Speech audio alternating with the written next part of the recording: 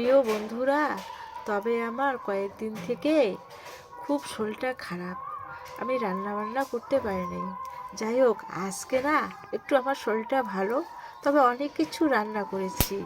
এখন বর্তমান করব, প্রথমে আমি চাল ভিজিয়ে রাখছিলাম, এটা আতপ চাল, আর লঙ্কা, লবণ, এটা পেস্ট করে নিয়েছি। আর এখানে হলুদ দিয়েছি, কালো জিরে দিয়েছি, আর আটা দিয়েছি।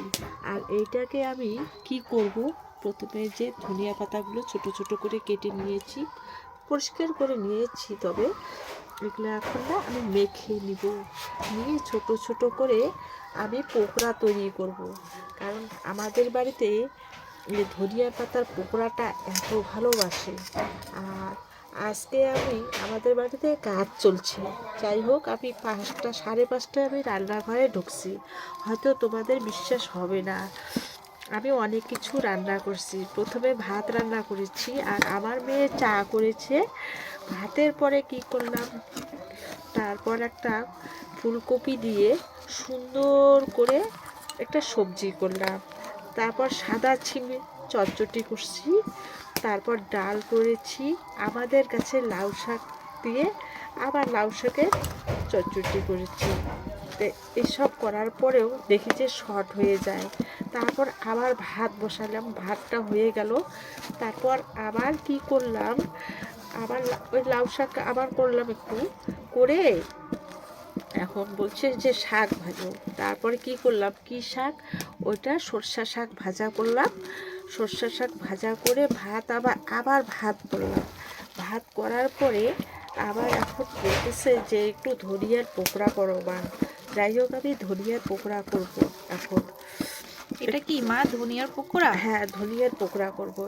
এই ধনিয়ার পকোড়াটা খুব ভালো লাগে। ও, আজকে তোমার শরীরটা একটু ভালো হয়েছে, ওই জন্য হ্যাঁ, তুমি কাজে লেগে পড়ছো। হ্যাঁ, পকোড়াটা এখানে একটু জল দিতে হবে একটু।